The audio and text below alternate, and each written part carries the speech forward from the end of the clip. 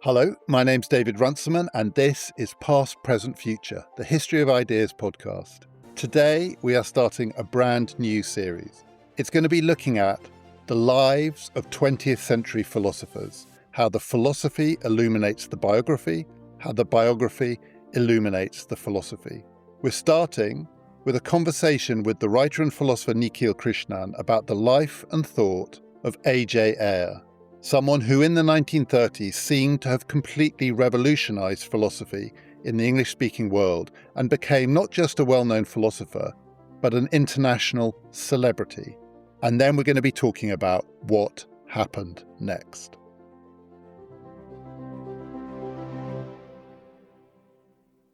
Before this conversation with Nikhil about Ayer, I just want to say a little bit about the setup of this series, because we're going to be talking about very different kinds of philosophers and philosophy.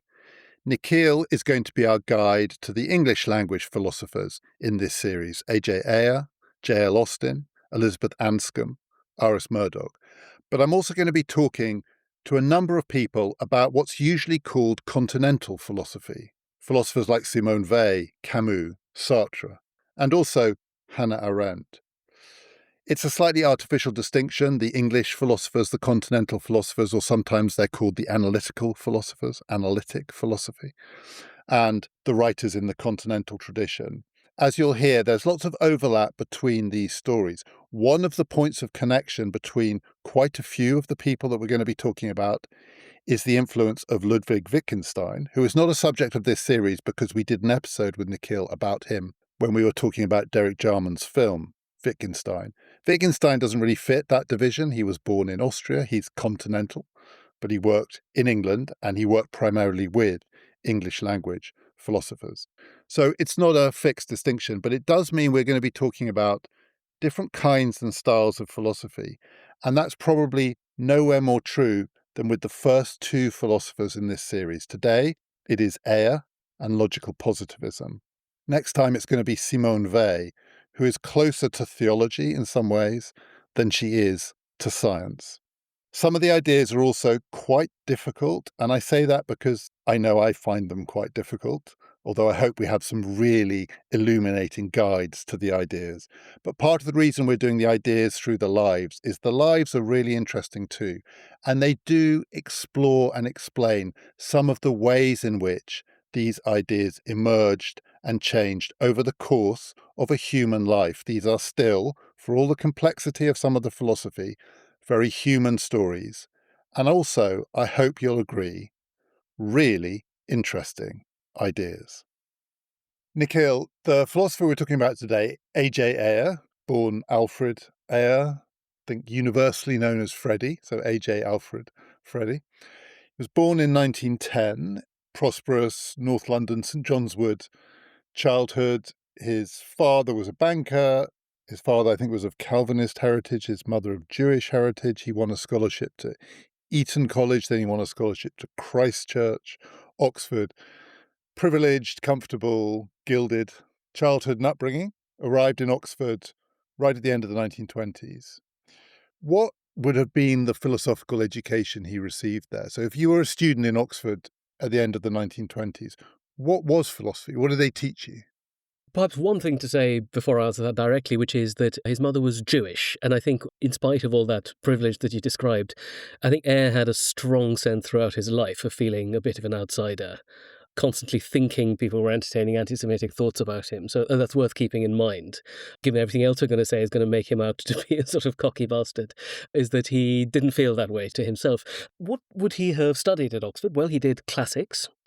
And at that point, classics was one of the very few ways in which you could study philosophy at Oxford. There wasn't a separate degree in philosophy at Oxford, and there still isn't. So what you did was apply for the classics called Literae Humaniores. It's a 4-year course. The first year and a half, what's called moderations or mods, is basically the study of Greek and Latin language and literature. And then the second, slightly more than half of the degree, called Greats, is where you study ancient history, Greek and Roman history, and ancient as well as modern philosophy. It's a slightly weird course combining these things. It remains weird in some of those ways, though it's slightly more flexible than it used to be. And Ayer, I think, does classics because classics is what one does. If you've had that kind of background and you're seen as bright, you're put on that kind of classics path, whatever your own personal interests. Ayer seems to have done fine at classics, including the ancient history, but it became pretty clear that he was never going to be a classical scholar. That wasn't where his intellectual interests lay. So in philosophy, what would he have encountered? Well, he had two tutors at Christ Church, one of them a scholar of ancient philosophy, a chap called Michael Foster, and much more importantly was his other tutor, a chap called Gilbert Ryle. Now, Ryle was not that much older than Ayer. I mean, Ryle was about 10 years older, I think, than Ayer, and he's an extremely important character in the story. So Ryle starts at Oxford in the early 1920s, and when he arrives there, one thing that you immediately realise is there's something rather weird, which is there's lots of very, very old philosophers, and there's a bunch of young philosophers, and there's no one in the middle. You think about it for a second, you realise why there's no one in the middle is that they've all died. They were all that lost generation of young men who die in the First World War. And one thing that means is that there's a gulf, an intellectual gulf, between the sorts of things that the really old philosophers who grew up in the Victorian era and the younger philosophers, people of his generation just above. So the Victorian philosophers, I think, broadly, you can classify them into two schools of thought. They themselves, I think, very much thought of themselves as representatives, defenders of a school of thought, something that Ayer and Ryle, I think, come to reject. On the one hand, you've got idealists, Victorian idealists, and very roughly, idealism is the idea that reality is ultimately constituted of ideas, of thoughts. It depends in some important way on the human mind. And on the other side are the realists, who say basically, no, there's a thing called reality, and reality what exists independently of the human mind, independently of human culture, human societies, human languages, human concepts. It's there, it's out there, it's there anyway. And for a long time, there'd just been these rather fruitless exchanges between idealists and realists. No one was going to convert anybody else. So a lot of the time, really what was being done was not so much philosophy in the sense of fresh philosophical work on problems, but the history of philosophy. And you look at some of Ryle's autobiographical remarks, he says that every seminar, every time you sort of came close to making an original point, someone from the old guard would immediately jump in and say, oh, where did Plato say that? And, oh, is that in the Protagoras? But surely the Greek can be interpreted another way. And then it would turn into a kind of philological discussion rather than a philosophical one.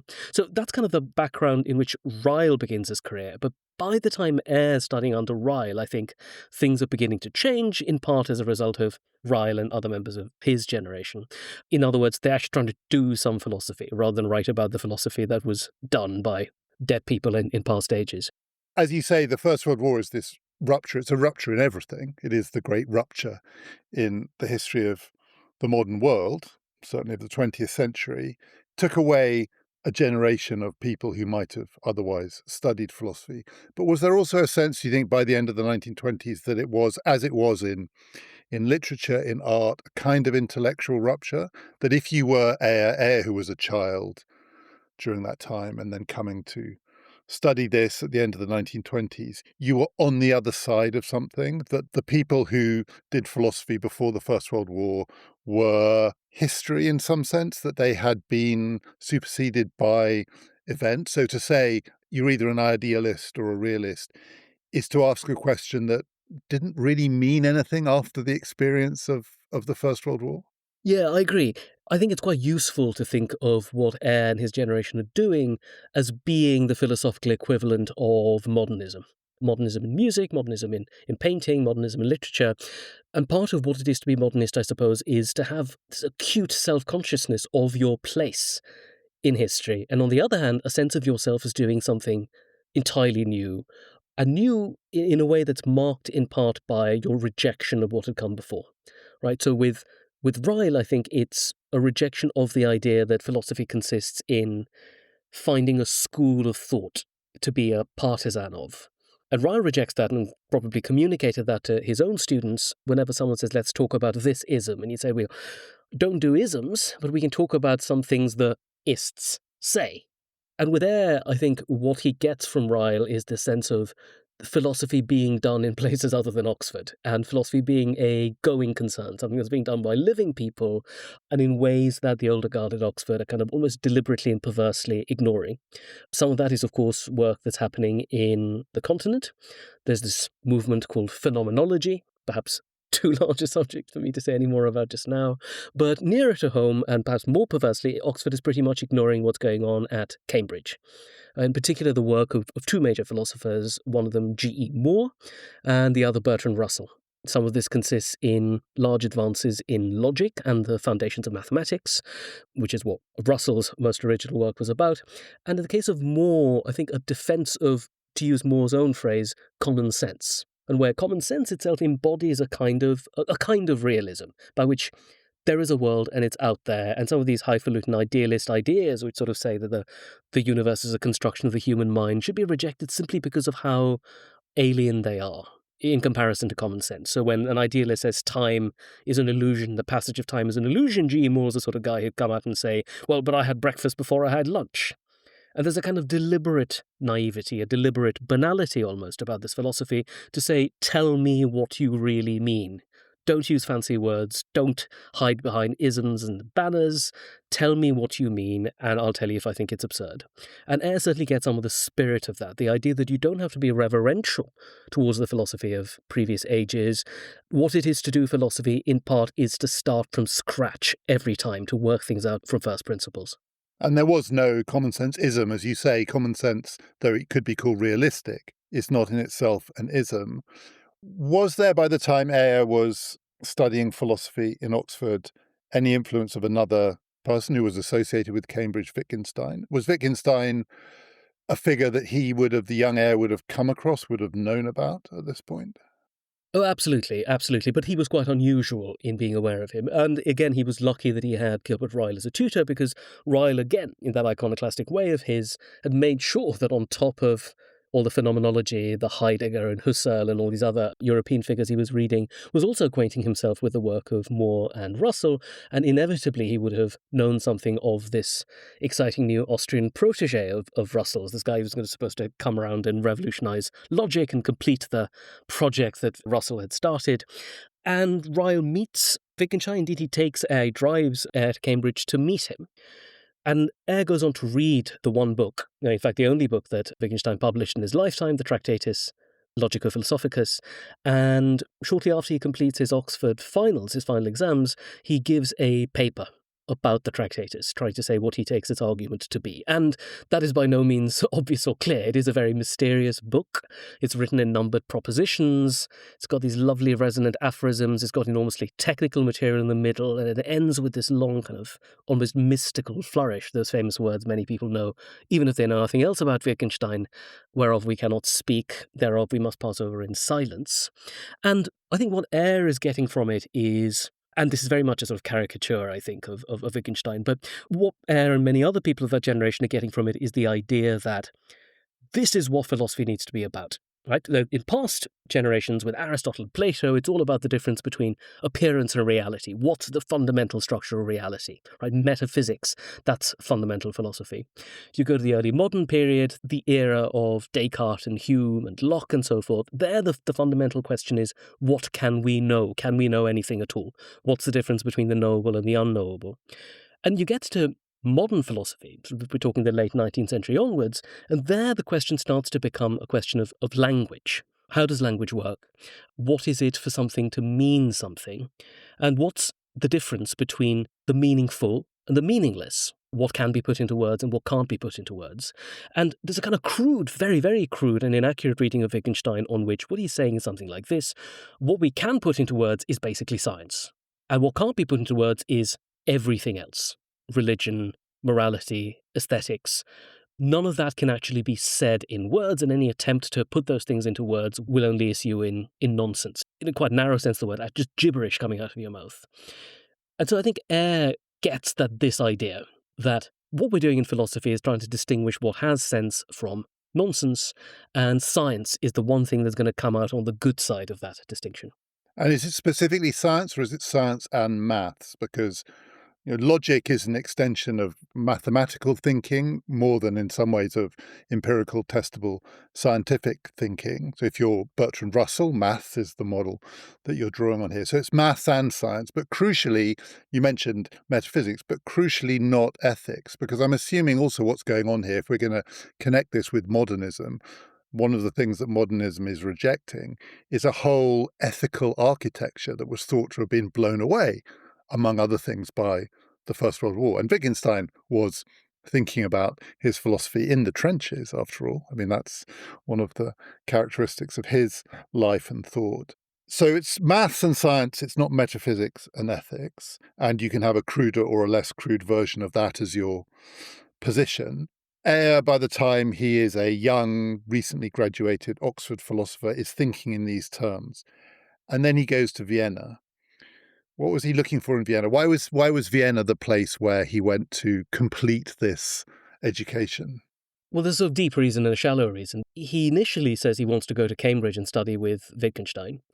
And Ryle says, I think that would be a bad idea. I just don't think your personalities are very compatible.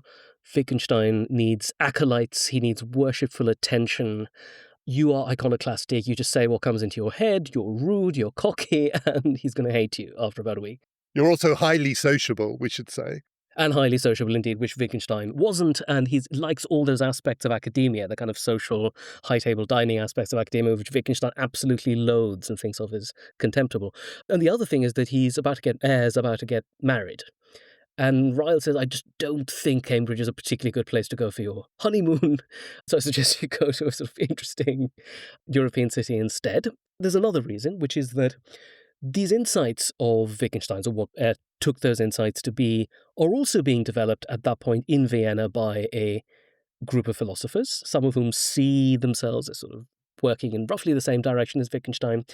And these are called the logical positivists, or sometimes logical empiricists, or even more specifically, the Vienna Circle. So there's this chap called Moritz Schlick, who's the kind of unofficial leader of the movement, extremely efficient organizer, able to put together seminars and conferences and congresses and bring out publications. And so this great sense of energy in Vienna about this new kind of philosophy.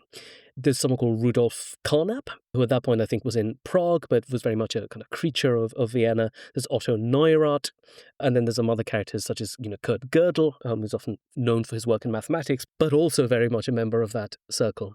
So Ayer lands up in Vienna. He doesn't know particularly good German, but good old Etonian conference. He just decides he'll pick it up as he goes on. And so there he is in Vienna. He's attending seminars, trying to pick up what he can. He realizes this stuff is groundbreaking. It's a bombshell. If we take what they're saying seriously about the criteria of meaningfulness, then vast tranches of the history of philosophy will be revealed to be nonsensical.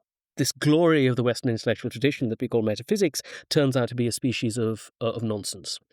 And what an opportunity. What an opportunity for a young man who is not afraid, not reverential, to make his mark by bringing these ideas, at this point still relatively confined to the German-speaking world. What if I brought it back to Britain and the English-speaking world? Logical positivism is the term. As he said, the movement itself is quite a modern idea. Not a tradition, but a movement. Not a tradition, but a circle. Very sort of 20th century labels. Logical positivism is the label for the thought. Logical has a connection with mathematics. Positivism has a connection with science in the sense that it means has to be verifiable in some way. Is that what it means? I mean, is that how we should read it? I'm going to ask you to say what logical positivism is, but is it the conjunction of those two ideas? It's logical, but it's also something that can be verified in a way that's similar to the methods of science? Yes, I think that's pretty much it. The slogan, if you like, if you want to put it in one sentence, is that the meaning of a statement just simply is the method of its verification. That's what a statement means. The positivism has this old history. There's a sort of French tradition of positivism, and you go a little further back, and when it's called empiricism, it refers to this old British tradition, particularly associated with John Locke and David Hume, right? And in David Hume, you have this idea, sometimes colourfully described as Hume's fork, which is meant to be a distinction between the two classes of things that can be known. And on the one hand, there's what Hume calls relations of ideas, And on the other hand, there are what he calls matters of fact.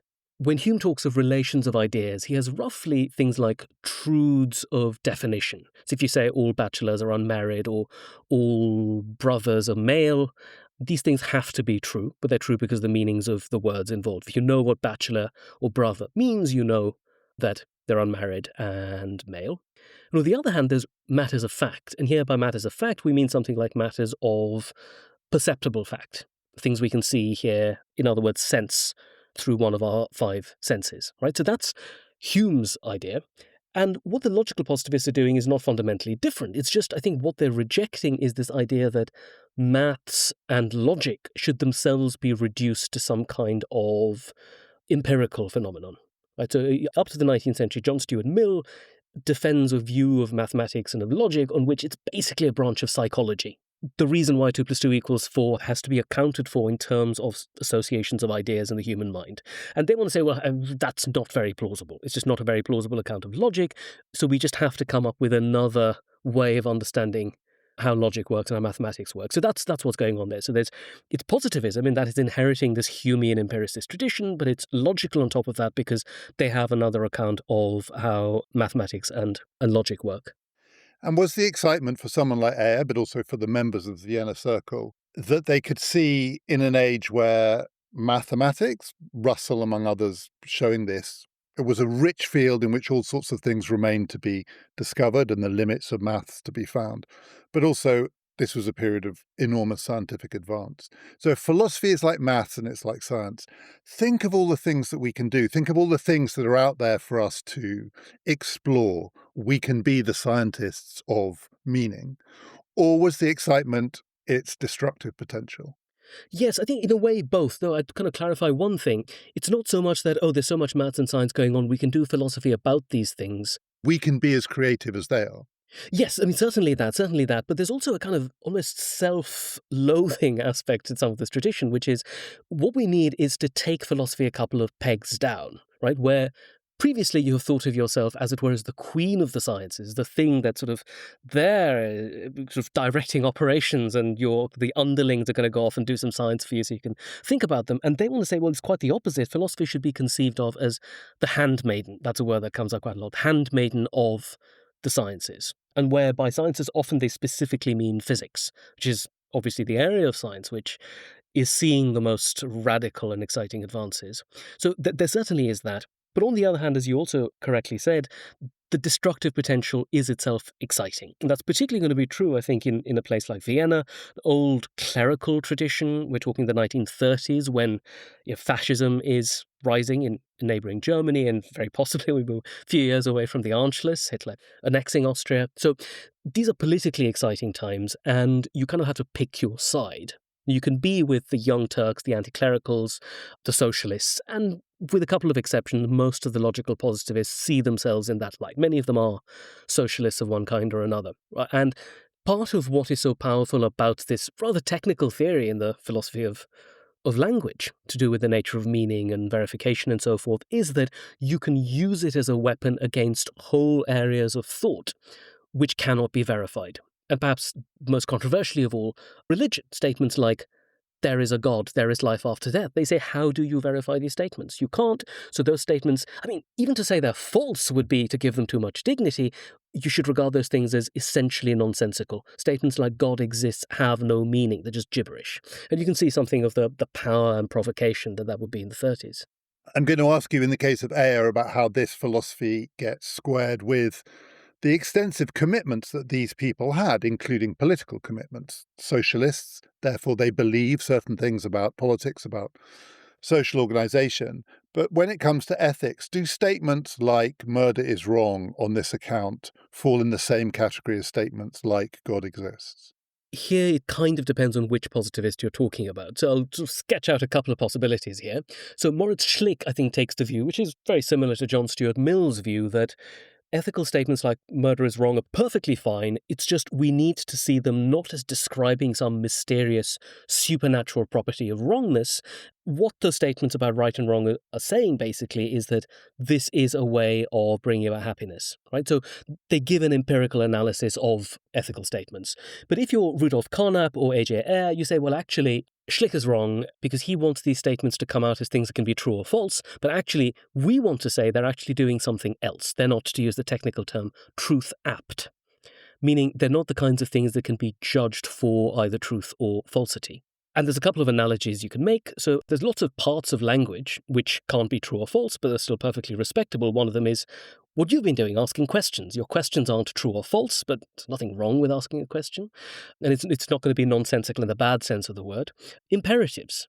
When you say, tell me about, you're telling me to do something. Again, that can't be true or false. And expressions of emotion, hurrah, boo, yuck. These do something very valuable, express emotions or attitudes, but again, they can't be true or false. So Carnap and later on someone called R.M. Hare, who may come up later in this conversation, take the view that imperatives are the right model. Think of murder as wrong as basically a way of saying don't murder. So it can't be true or false, but it doesn't mean there's anything wrong with it. But A.J. Ayer, I think, takes the view that it's better if we understand ethical statements on the model of expressions of emotion, a bit like, as he was often caricatured as saying, boo and hurrah. So you're saying boo murder is really what you're saying when you're saying murder is wrong. And since these things aren't verifiable in that sense, so they can't be true because they're not verifiable, say you see one of these things as a command, an injunction, an instruction, even as a piece of advice, is there the danger that there's a slippery slope here towards a kind of relativism, that how you might react to this advice, this injunction, this command depends on the circumstances, depends on who's saying it, depends on how you feel about it? Is even a statement like murder is wrong being put in the category of things that very much depend on the circumstances in which they're happening, by contrast with those things like mathematics or science, which they are not context dependent in that way. 2 + 2 = 4 does not depend on who's saying it, when they're saying it, and how people feel about it. Are we in the world where that divide is starting to open up? Absolutely, absolutely. Again, it kind of depends on which positivist you're talking about. If you say these things are really empirical claims about what brings about happiness, then you're insulated from some of these worries, because what makes people happy is a sort of objective, potentially even measurable matter, which can be studied scientifically. But if you're going to take the Carnap or Ayer line, you really have to answer the further question here. For instance, what are we doing when I sit down and ask myself, is torture wrong? Seems to me a perfectly meaningful activity to engage in. But if you're saying, well, ultimately, there's no truth to be discovered here, what even would it be to ask that question to yourself? Equally, when you're trying to persuade someone else, you think torture is right, but I'm going to try and persuade you it's wrong. Here are some arguments.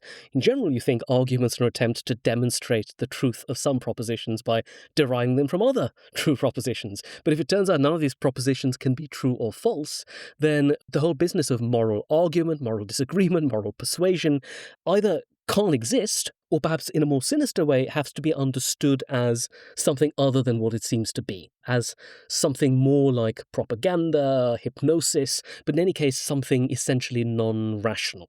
Before I ask you what Ayer did next, given that you said this started out as a honeymoon, and given it's worth saying Ayer was married 4 times to 3 women, once to someone twice, if that makes sense. That sounds like a sort of philosophical statement, but that is actually what happened. What happened to the honeymoon? Did the honeymoon turn into an extended seminar? How did his wife feel about this? Yes, it's a good question. Alas, we don't have her account of what was happening. He does sort of occasionally mention her in his memoirs of his time in Vienna, but he clearly is much more excited about what's going on in the seminar room. They seem to have had quite a good time, actually. They didn't have much money, so they spend a lot of time eating sort of cheap Viennese noodles. They go dancing together a lot. That's the other thing we know. And he was famously short, so 5'6", 5'7", I think. And somehow he doesn't seem to have got in the way of his confidence, particularly around women. And so he spends a lot of time in Viennese nightclubs. And, I sort of imagine something out of the musical Cabaret as the kind of honeymoon he had. When he came back to Britain, he was persuaded to write a book and commissioned to write a book by a publisher. I don't think the publisher had great expectations of this book. It had a fairly unprepossessing title, Language, Truth and Logic. Doesn't sound like a bestseller. It was a bestseller. It's one of those interesting stories in the history of publishing, and often it's deeply mysterious, and even with hindsight, it's not completely obvious why some books take off and some don't. But this one absolutely did. He was 26, I think, when it was published, and it made him, in Britain at least, very famous. He became the best-known young philosopher in the country. Can you say why? Is it the subject matter of the book? Is it the way he wrote it? Was he a good stylist? Was he just lucky? As with many books that end up being bestsellers, I think we need to distinguish between it selling and it being read. I sort of think of all those copies you see of your Piketty's Capital on people's shelves, and you wonder how many of them actually. Or going back a bit, A Brief History of Time, which really sold 10 million copies and was read not a hundredth as many times. Yes, and it's worth saying perhaps that it wasn't initially a bestseller. So it came out in this quite kind of handsome dust jacket published by extremely fashionable publisher called Victor Galantz. And Victor Galantz is part of this kind of new statesman, roughly left-wing, quite radical circles. Should be said, Orwell's publisher, among others. Orwell's publisher, indeed. And so it's kind of part of that circle is this slight air of countercultural. There's kind of countercultural vibe to it. It's a little bit exciting. It's a little bit rebellious, a little bit brash. And what it actually says doesn't matter. So I think it only sold about 1,000 copies in the first 2 or 3 years. And initially, I think its notoriety comes entirely from discussions of it in academic journals. And it's worth saying there are quite a few discussions of themes, arguments in it. And I think what was useful about it was, I mean, there are many bad things you can say about Ayer and his style and his arrogance and so forth, but it can't be said of him that he didn't provide arguments. He's an extremely careful arguer in general, and he never omits to provide an argument, try to get away with just sort of a pregnant assertion. So there are loads and loads of arguments there, and it's useful when someone actually sticks their neck out and says, I'm going to say this really controversial, pretty extreme thing, and I'm going to give you a few arguments for it, because that means someone else can come along and say, well, actually, I think that's not quite right, and that argument doesn't quite work. Here's a better argument for that conclusion, or alternatively, there is no good argument for that conclusion. So the first 2 or 3 years, it's mostly among philosophers. I think it's after the Second World War, when no one's been doing philosophy for 6 years, and they come back. And that's when they say, right, let's carry on with this thing. What's the last thing we were on? It'd be like, it was Language, Truth and Logic, wasn't it?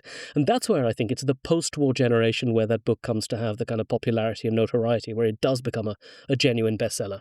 Did Ayer think what he was doing was essentially bringing logical positivism to Britain, to the English-speaking world? Was he translating what he had picked up in Vienna for a new audience, or was he giving it his own personal spin? Is it distinctively him beyond the style, or is it actually simply a recapitulation of what he had learnt in Vienna? I think it's safe to say he was translating what he'd learnt in Vienna, as long as we also then say that he thought what they were doing in Vienna was really just taking Hume and revising him in light of the discoveries of modern maths, science and logic. So in a sense, he thinks he's going back to this earlier British tradition, which unfortunately was lost in Britain because of the deplorable influence of idealism. And now we're going to go back with some help from some Viennese philosophers to this solid, sensible tradition of British empiricism. And when you say one of its great merits is that it's an assertive book, it's a polemical book in some ways, certainly it's presented as such, but it has lots of arguments in it. And this is a philosophy that says most of the things that people say in philosophy are nonsense. So for these arguments to be good arguments, presumably they have to fit the kind of philosophy that isn't nonsense. So how does this theory about verifiability verify itself, if that makes sense as a question? Yes, it's a famous difficulty, and at least you could make a case that no positivist has ever successfully answered it, right? So just to put that more explicitly, the idea is that the criteria for meaningfulness is that you have to fall into one of two categories. Either your statement has to be empirically verifiable, in other words, you've got to be able to show its truth through some combination of what they call observation statements, or it has to be a truth of logic, or a truth, something that's true in virtue of the meanings of the words in that sentence. And it's a real question whether the criterion itself passes that test. And if you think it doesn't pass that test, then it seems like logical positivism is as much a piece of nonsense as anything else it condemns. There are some ways in which they've tried to get around it, and I'm afraid this gets enormously technical. I've thought quite a lot about what's the best way of sort of presenting their response. So one way of thinking about it is to say, should the positivist test of meaningfulness apply to positivism itself? And perhaps a rough analogy is something like, should the offside rule apply to the referee? And the answer is obviously no, right? The referee's on the pitch with all the other players and enforces those rules and is handing out red cards of saying this is a goal and this isn't a goal. But the referee doesn't have to observe those rules himself. And that doesn't seem absurd. Indeed, we kind of see why there needs to be things like that. So that's a very, very rough way of thinking about it, is that there are some statements which stand, as it were, outside of language. So if I can just say what that analogy makes me think of, it totally makes sense to me. But the crucial thing is that the referee is not playing football. And we are talking here, this is an ambitious philosophy that is trying to describe language. And whatever else you might say about the book Language, Truth and Logic, it is written as language. So in a way, it's hard to see how that analogy holds, where there is a clear distinction on the pitch between roles. Maybe part of the problem here is logical positivism has sweeping claims for itself, and yet to justify itself in its own terms, it actually has to say, we're not doing philosophy, we're just the referees of language. Yeah, something like that. So you'd have to say that you have to distinguish between a criteria for meaningfulness in a natural language and the language in which those criteria are themselves set out, which are a kind of meta language. And the rules in the meta language don't apply to the meta language itself. So that's one way you could do it. Was it thought at the time? So there's a sort of story here and there's an arc. The book is published, it's widely discussed, Ayer becomes well known, the war intrudes. After the war, as you say, people pick it up, and here is this iconoclastic book, and a new generation discover it, and it becomes extremely well known. He becomes extremely well known himself, and then he becomes a celebrity, which we'll come on to. Was there a sense at this time that he had, I mean, it's a sort of awful cliche, but he'd sort of bitten off more than he could chew, in a sense that it's impressive, it's provocative, it's good for putting those old ethicists and, religious God botherers in their place. But when you dig into it, it starts to look a bit shaky. Did that view emerge relatively early on? I think it emerged pretty early. I mean, what happens, I think, in the late 30s after the book is published is that this younger generation of philosophers of roughly Ayer's age, one of them, J.L. Austin, we might discuss in a future episode. Stuart Hampshire is another one. I mean, they're all hanging out in the rooms that belong to Isaiah Berlin at All Souls College, and they're taking these claims apart, going over these arguments, and in particular, Ayer and Austin are kind of absolutely in loggerheads at each one of these sessions. Very, very different temperaments, very different styles, both of them very clever, both of them relentless and careful and rigorous. So there's kind of fireworks going there. But there are a few counterexamples, I think, that emerge early on. For instance, I think Berlin comes up with one of them. The sentence, pink is more like red than it is like green. Seems like a completely meaningful statement, true. It's actually not entirely clear how one would go about verifying it, and it's not clear that it's a truth of logic or meaning. So they just spent a lot of time on that. Another one, and I think this one is really the devastating bit, Ayer, I think he came to regret saying in his book, making a very peculiar claim about history. Now, if anything is a sort of respectable branch of empirical inquiry, it is surely history, right? We should be able to say things about the past, such as the First World War began in 1914 rather than in 1915. That seems like a statement, a meaningful statement, a true statement. And then we go a bit further back. It should be possible in principle to say something like, at the moment that Julius Caesar crossed the Rubicon, he had an odd number of hairs on his head. Now, I don't know whether that's true or whether it's false, but evidently it's a meaningful statement. It's got a kind of 50% chance of being true. The thing about Ayer is if you want to say statements are meaningful only if there's some way of verifying them, how on earth are you going to be able to verify these claims about the distant past? So he has to kind of qualify the statement in all sorts of ways, and so it just means that in principle it is possible that there was some person back in the 1st century BC who counted all the hairs on his head and confirmed that, and wrote it down in a text which has survived the present day. And when you're having to say that sort of thing, it sounds like something's gone badly wrong. And to be fair to Ayer, I think he very swiftly repudiated those attempts to make sense of historical truth and meaning in those ways. I want to come back to the question that I raised earlier in relation to what was going on in Vienna, but it's true of Ayer. When he came back to Britain, he got involved in politics. He was left-leaning throughout his life in a fairly conventional way, I think it's fair to say, but he adopted some what we might now call very progressive causes in his life. He was a very early advocate of reform of the laws that criminalized homosexuality, for instance. He was a good liberal, left liberal. But he was involved before the Second World War in the arguments about appeasement. He was on the fashionable side, left, anti-appeasement, got involved in notorious by-election, in campaigning. If you believe that statements that are in any sense ethical are really just emoting, and emoting it's a fairly pejorative term in this sense. It sounds a little like you're saying it's performative. Is that difficult to square? It feels to me it's quite hard to square with political argument, political conviction, in the sense that I can imagine feeling what I'm doing here. And I passionately believe that appeasement is wrong, and I want to get out there and campaign about it and persuade people it's wrong.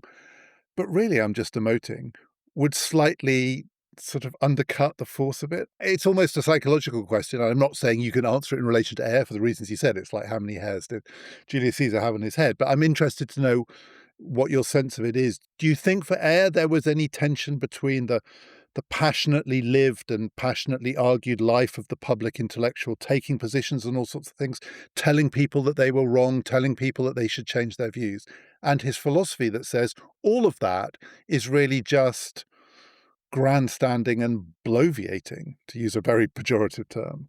Yeah, this is quite a tricky question, and it's a very interesting and rich one, really, to think about what kinds of philosophical view you can entertain about the nature of ethics while also being able to carry on with ethical life as it was before, the cold skeptical light of logical positivism was thrown on it. I think Ayer's got a couple of ways of responding, though it's kind of open question how persuasive they are. One thing he might do is to say, well, actually, this is kind of what we've always been doing. I'm just doing it a bit more honestly than others. I'm expressing my feelings, you're expressing your feelings. And by expressing my feelings, I try to get other people to share them. And that's kind of how, for instance, taste is cultivated. That's how parents bring up their children. You keep going, yum, yum, broccoli. Say it often enough, and you hope that your children will pick up the idea this is something they're supposed to like. And parents do say yum yum socialism to their children, and the children pick it up like sometimes even more than a taste for broccoli.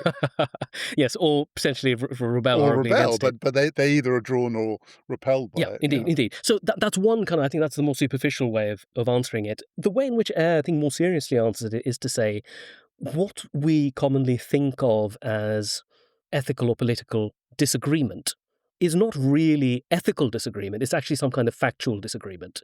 And the business of ethical argument is to try to get people to agree on what the facts are, where the facts here, of course, is precisely meant to exclude moral facts, because according to the theory, there are no such things. So if we're disagreeing over socialism, then really we need to say, well, what is it that makes you think socialism is a bad idea? And you say, oh, I think it'll make us all poor. And you say, well, I've got some fancy economics here which will show you that actually it'll make us all terribly rich. Now are you a socialist? So a lot of what I think he's trying to do is to say a salutary role for philosophy is to take some of the heat out of some of these passionate debates by trying to show you how much these supposedly ethical political disagreements are really grounded in some kind of more basic factual disagreement. And if we can then make it about the facts, then we're actually in the position to have a kind of responsible conversation. And in this conversation, it may well be that the philosopher actually has nothing special to say. Because, of course, according to the theory itself, philosophy is not in the business of studying any special class of facts. There are no special class of facts. There are only the facts that are studied by the sciences, which I think generously can now include the social sciences and those of logic and mathematics. And what we want is a culture of debate where we make it about the facts that really matter, and these are the scientific, empirical facts. Ayer's career, it conforms in some ways to a career that we might associate with maths or physics more than philosophy, in the sense that the thing that he remained best known for, he produced when he was 26. He never wrote anything as celebrated or as discussed or as criticized as Language, Truth and Logic. He did do a lot of philosophy after that. He also had a break, like the others, for the war. He worked in intelligence during the war. After the Second World War, he became, in some respects, a very respectable establishment academic figure. For 2 decades, he held one of the grand professorships in Oxford, professorship of logic. But he also became a new kind of philosopher, a celebrity, including of the TV age. He was on radio a lot, then he was on television a lot. He was what used to be called, I think, a media don, sometimes still called a public intellectual. And he also became known for his, don't know how to put this, but you might say unphilosophical taste. So one of the things he was interested in throughout his life was sport. He played it as a young man, but then he was he was a fan. I think he was a Spurs fan. He liked hanging out with the Spurs players. I think he was a friend of Danny Blanchflower, the Tottenham captain. So he's a TV academic. He has popular tastes. He was a notorious womanizer, married 4 times. He said of his campaigning for reform of the laws criminalizing homosexuality that he couldn't be accused of feathering his own nest because he was, I think he called himself a notorious heterosexual, which is in itself quite an interesting phrase, but probably quite apposite. How would you characterize the bulk of his professional life after the Second World War, 3+ more decades of it, as an extremely well-known philosopher? Had the philosophy already happened?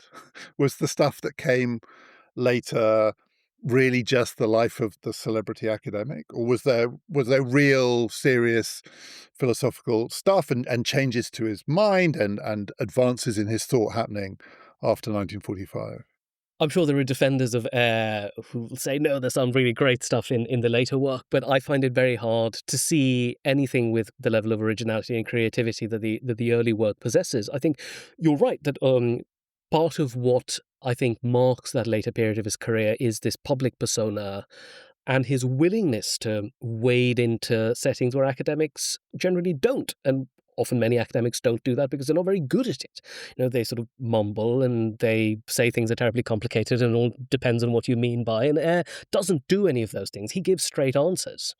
And he does it in a way that has the prestige of his many institutional affiliations. He can say, look, here I am, this man with Old Etonian accent and this fine set of clothes and Oxford and UCL and Oxford again, these names behind me. And he gets away with some pretty terrible arguments, I think, in this period.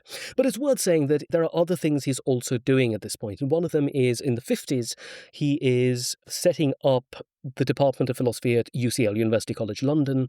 And it was then remains an excellent department, I think, in part as a result of some of the kind of administrative efforts of Ayer and some of his early successors. So he's doing that kind of institution building work, the value of which should not be underestimated. But I think you are right that insofar as he has a public profile here, it's not because there's a stream of originally philosophical work coming out. A lot of it really is either playing the old hits again and again or trying desperately to cling on to some element of the original exciting, bold view in the face of new generations of objection and criticism.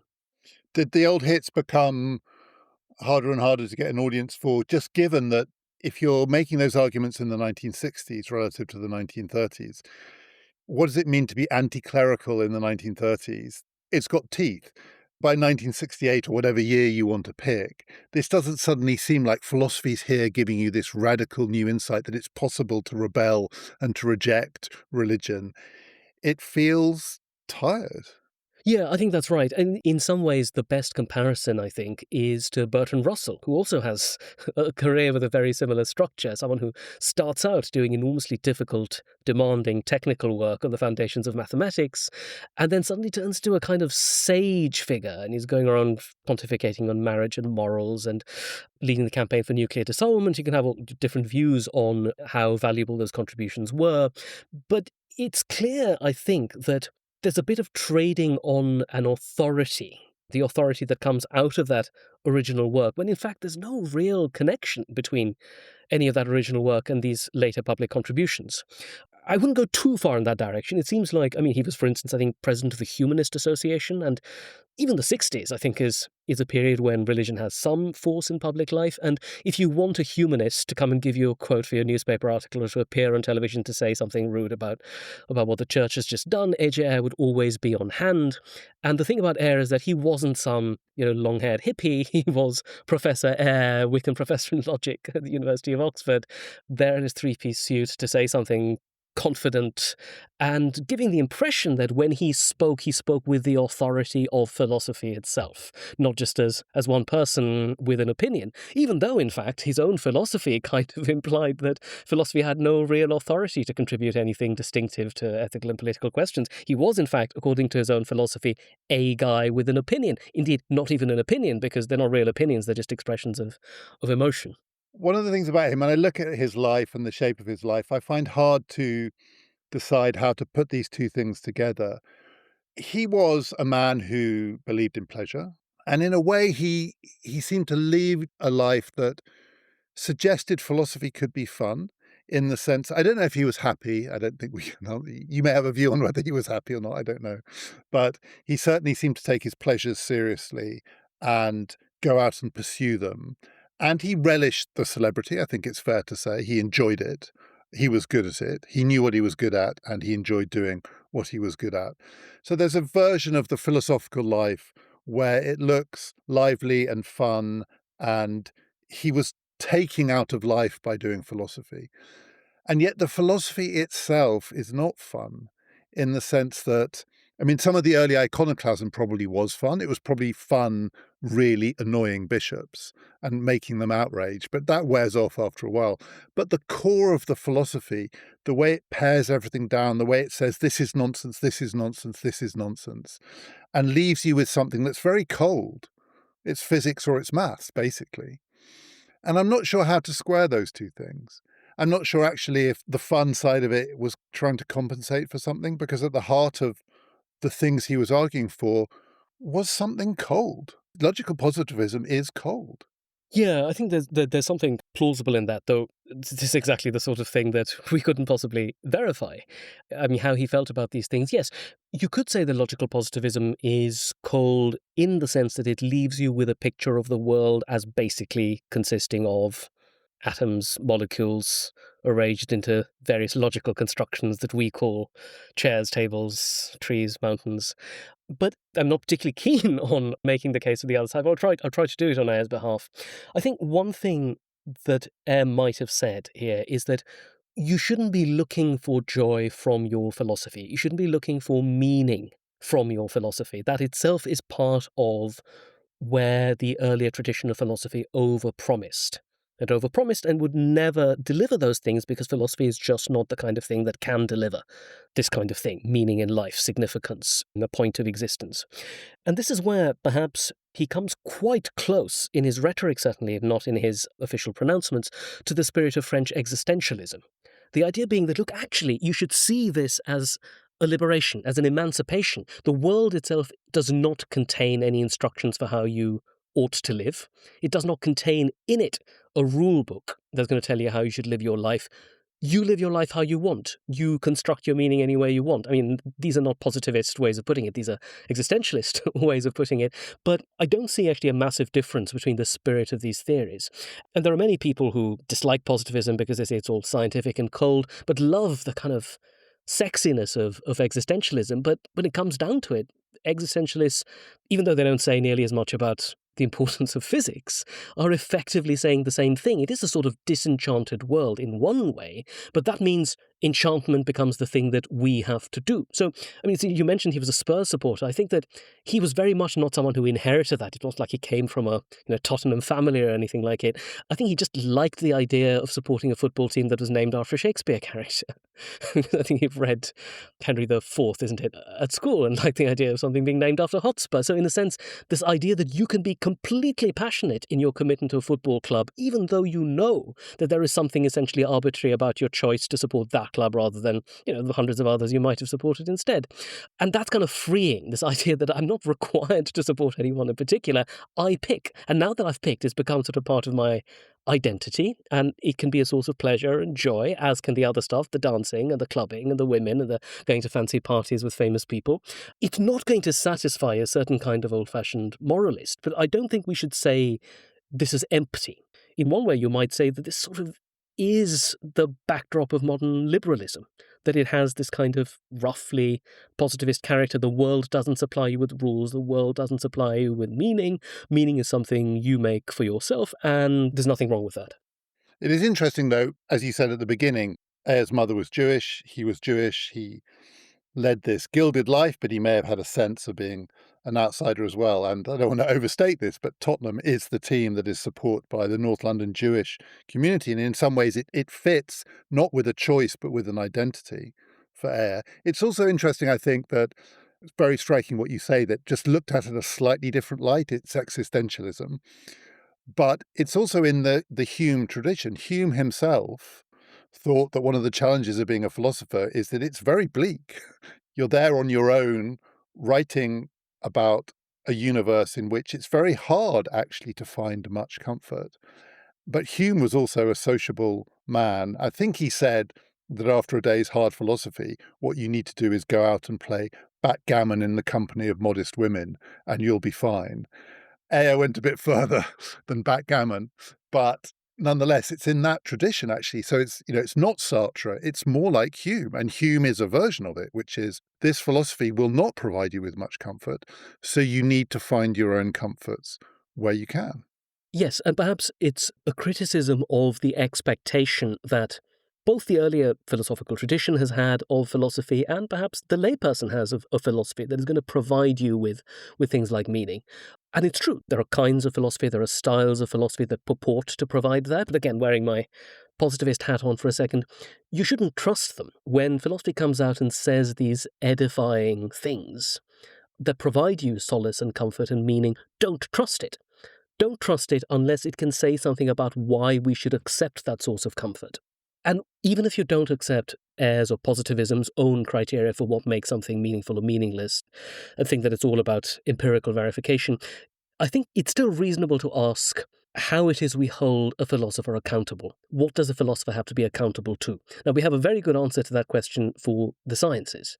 Scientists make predictions based on their hypotheses or generalizations, and they can be falsified by things that happen. You say Halley's Comet is going to appear in 1986. If it doesn't, well, so much the worse for any theory that said that it would. With philosophy, there's nothing quite as straightforward that can come out and falsify a philosophy. So there's a real question here about what authority any philosopher can have to tell you how to live your life. And with Ayer and other people who are kind of similarly minded, I think there's a deep skepticism here of any philosophy that aims to provide edification. And instead they want to say a philosophy that steadfastly refuses edification actually has something to commend it because it's not lying to you. It's not trying to give you solace where it's not there to be had. And it tells you, on the flip side, that you are free. You are free in ways that these other philosophies tell you are not, to live, create, emote as you wish, and you will not be offending against the structure of reality in doing so. You may find that revolutionary, you may find that quite exciting. One last question. Ayer died in 1989, in the summer of 1989. When I was reading about him before we began this conversation, I came across something that said more or less that right up until his death, close to his death, he was still the best known English philosopher. People had heard of him. He was still being read. He was on A-level syllabuses. He would be read by undergraduates. And in the 3 and a bit decades since his death, his reputation has gone into a precipitous decline in the sense that he's almost forgotten. People know the name. They know that he wrote this famous book, but they don't read it now. They're not interested in his thought. The world has moved on. Do you think that says something about the nature of his celebrity? Because that would be very common for celebrities. Or does it say something about the philosophy? And in a way, is it fitting for the philosophy, given that one of the things it suggests is that its defense of itself is quite thin because it needs people to be pushing it. And if it disappears after his death, well, so be it. There's something, I think, in the analytic tradition of philosophy to which belongs, where this is as it should be. If you think that philosophy shouldn't ultimately be the study of people and texts, but of problems, then, well, of course, people will have celebrity as long as the problems they're working on and contributing to is of wide interest. But people move on. And one reason they move on is they realize that the original bold, confident, provocative thesis wasn't quite right. And then what happens, and what academics do, is they say, right, let's go back and try to formulate a version of that theory that isn't vulnerable to those criticisms. And what happens is that the theory gets watered down and watered down and watered down, and then at some point becomes pretty much indistinguishable from common sense or from the views of its opponents. So with positivism, I think there are various traditions, very few of whom I think would call themselves positivist or want to kind of hitch themselves to that wagon, but are clearly influenced in one way or other by it. And a term that you might use that carries something of that positivist impress on it is naturalism. And I think that is still a live term in philosophy. And when naturalism associated with someone an American philosopher that actually was friends with and met in Vienna in the mid-30s, someone called Quine, W-V-O Quine. And Quine is associated with this American form of positivism, or at least development of positivist materials, which still wants to take very seriously the idea that there is something privileged and important about science in the account that it gives of the world, and we should be deeply suspicious of any style of philosophy that posits all sorts of metaphysical, if you like, supernatural entities, things outside the boundaries of nature that can't be studied by sciences. And that spirit, I think, still remains the animating spirit of analytic philosophy. I think if you're not a naturalist in analytic philosophy, that would put you, I mean, I've not done a survey of this, but I'm fairly sure most philosophers would say that they are naturalists of one sort or another. Very few of them would say they're positivists, but then you might say then that naturalism is what has survived of that early positivist impulse. And Quine, though he's an extremely famous philosopher, was not an Ayer-style celebrity. I think it's fair to say. No, and very, very, very much resisted being a public intellectual figure. And maybe there's a lesson in that, I don't know. Next time, in the Lives of the Philosophers, I'm going to be talking to the present-day philosopher, Alex Carter, about the life and thought of a truly remarkable human being. We are going to be exploring the philosophy through the biography, and the biography through the philosophy of Simone Weil. That's next time. This has been Past, Present, Future.